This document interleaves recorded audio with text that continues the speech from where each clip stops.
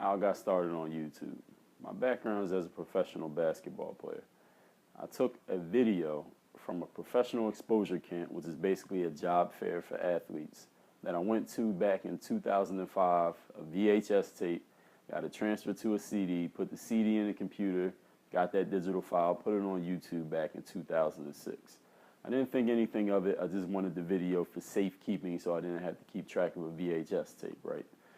A couple weeks later, I happened to go look on YouTube and I saw that a few thousand people had watched the video. People were leaving comments, asking me questions about how they can get better at basketball, asking me about my basketball playing background, and I decided maybe I'll put a couple more videos out on YouTube.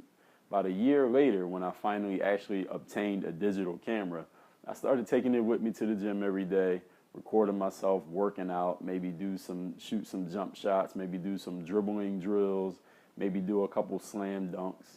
And I would put the videos up on YouTube just for fun. I would make fun titles, put them up for fun.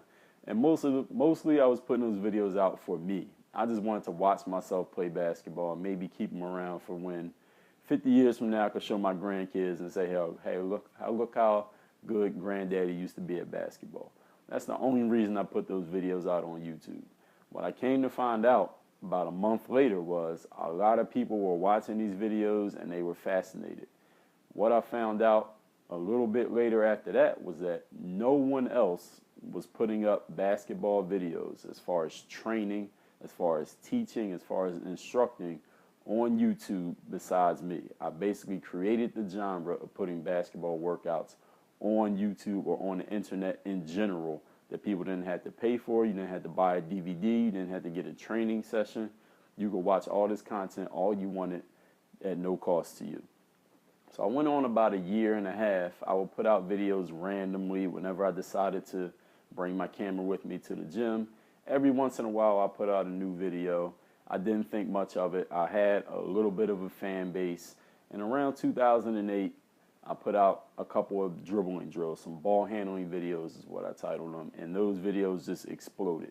A lot of people caught on to it. A lot of people were watching and learning from it. I still have players to this day who come up to me and tell me, I watched those ball handling videos and it helped me develop my skills, it helped me develop my drills. It inspired me to start my own YouTube channel. And then around 2009, I got informed about a partner program YouTube had where they were starting to put advertisements on videos as a way for YouTube to make some money back for all the money they were spending, for Google to make money rather, for all the money they were spending on hosting all these YouTube videos. I applied for the partner program thinking, hey, maybe I can make a few dollars from advertising revenue on the videos that I have, and I was promptly and swiftly rejected within about 24 hours.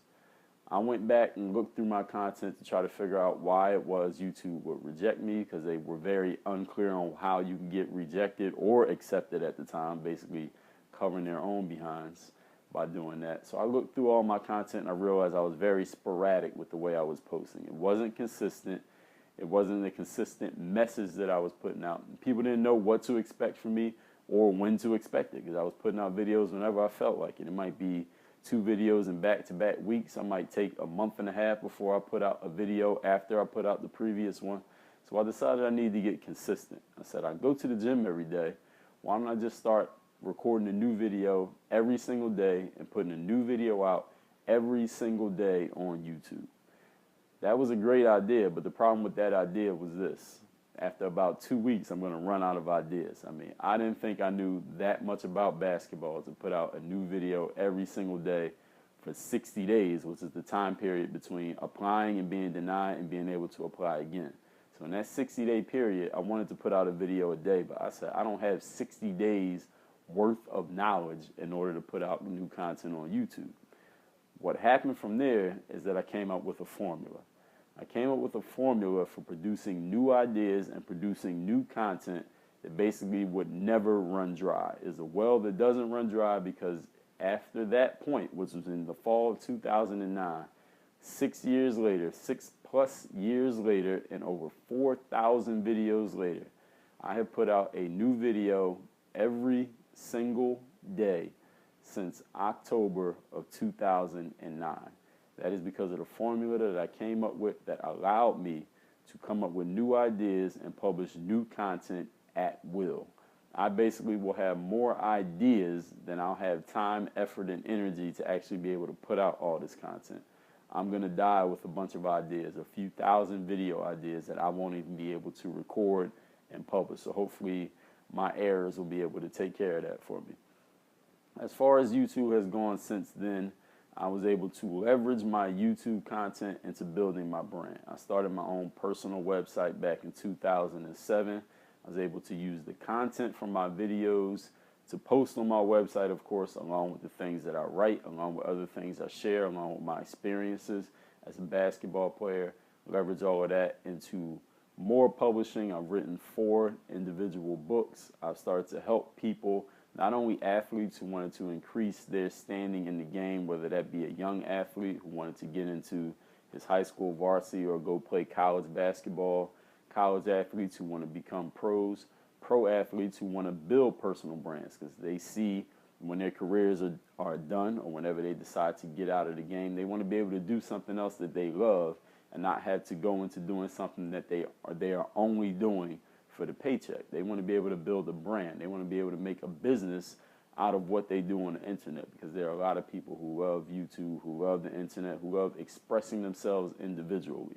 So what I've come to become is a person who helps other people use YouTube, use their websites, leverage themselves to build their personal brands, to build their businesses, to expand their personal brands, to expand their businesses, all through using YouTube as a marketing tool, which is cheap, is free to use. You can put out as much content as you want.